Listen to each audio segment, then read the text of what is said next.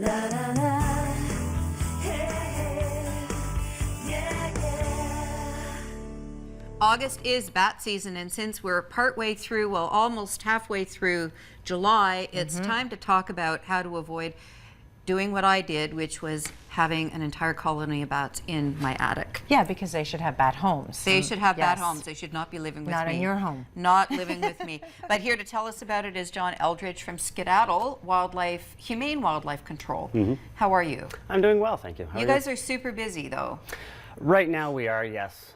Coming into another busy season Right. in August with the emergence of bats. Right, so just walk us through the life cycle, because I got a full-on education last week when I had you guys out to my house Yep. to look at my bat situation. So what's the life cycle? Typically bats will wake up, it's all temperature related. 'Kay. So they'll wake up when you get a consistent temperature of over 6 degrees Celsius. Get active in the spring, usually by the time you get your first mosquito bite is when bats Okay. sort of wake up and go out. And you're wondering why the bat didn't get the mosquito. Like, you got they're it. going to be around. You Right. got it. And Seriously. then come summertime, June, between June and July is birthing season for bats. That's when they're having their young, so on and so forth, which is why we can't do any evictions in that time frame. August is bat month. That's the month to get rid of bats in your home. Right. Because come September, once the temperature dips down to about 6 degrees again, consistently, they go back into hibernation mode. Oh, And in they your will- house? They'll go In back your to house. where Crikey. they want, where their home is. So the bat houses that I've been building with the kids and the Canadian Wildlife and everybody, are those helpful things to put within our neighborhoods and create that habitat so they don't have Absolutely. to move into Julie's? Absolutely. I mean, Okay, we'll make one for you. moving out of your house into a bat house is like me asking you to move into your shed. Well, that's what I'm thinking, because that doesn't look Yeah, like yeah. a very big place. You need to couple them together. Okay. So, I mean, putting up bat houses is great, especially if you don't have bats in your area and you want to try and get some. It can take several years for bats to start using bat houses, but once they do, they'll return every year. Right, and they're good for insect control and all that kind of thing. But Absolutely. Your average bat consumes about 2,000 insects per feeding. Right, and they are only awake for like an hour a day or something, is that right? No, they're active pretty much all night. Okay, yeah, so, yeah. Okay, so you are great with many other animals. In fact, Yes. if anybody has not and you want to find out information about animals, just go to the Skedaddle website, which I spent some time on. And I have met John before because he was at my house getting out squirrels, or at least giving me a lesson on how the Yeah. squirrels will always be in my home because we have wood siding. Right, exactly. Yeah, but they seem to be okay, knock on wood. But the whole idea is, how can we be preventative as homeowners not to invite wildlife into our house? Well, with bats, it's location, right? Right, So you'd okay. physically have to move your entire house. Or you call us and we can do some preventative maintenance to your home Okay. to prevent the occurrence of having a bat, Right, and so waking you this up is at 3 one of o'clock. the tools that you use. Absolutely, that's one of our proprietary exclusion sealants. We've worked with manufacturers and come up with our own caulking. Right, Yeah. right. Okay, so you first have to lure them out, and then you caulk the front Well, door? we essentially we seal the entire home, and we install door systems which will allow the bats to exit on their own. It's relatively stress-free for the animals as well.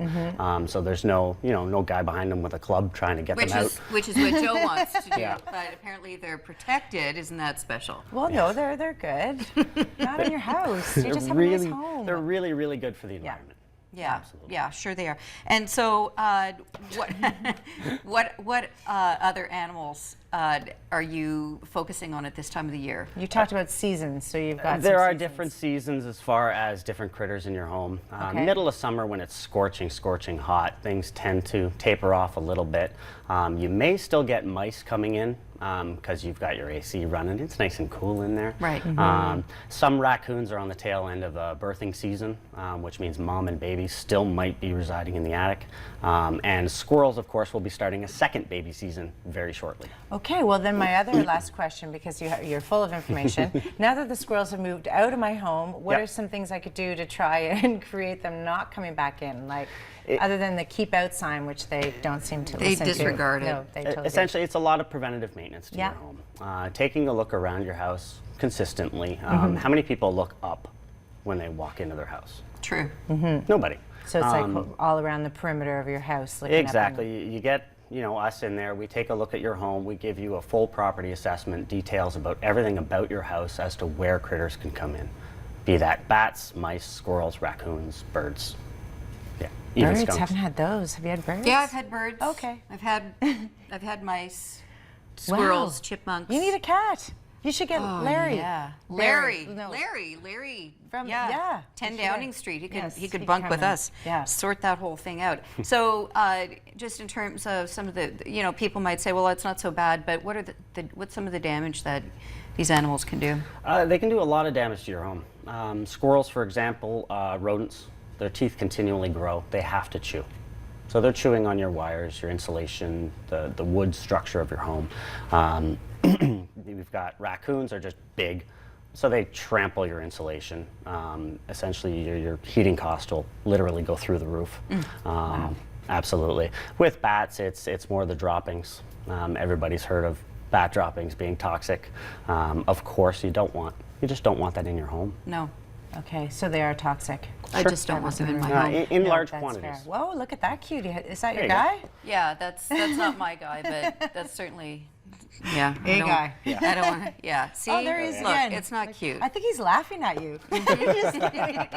John, how can we get a hold of you to make sure that we don't have people, these guys, laughing? Well, back at you us? can always give us a call. Of course, we have a wonderful office staff. Big plug to them on Awesome. that one. Yeah. Yeah, they even in the month of August, they field 200 to 300 calls a day. That's perfect. So Right. you can always get in touch Absolutely. with Skedaddle, Yeah. and they'll skedaddle them out of Yeah. there so you don't get photos like that. Thanks so much for joining us. No worries at all. Stay tuned with Daytime. We have Ellie and Maria Van Duzen here to talk about how to make ourselves take that goal and risk.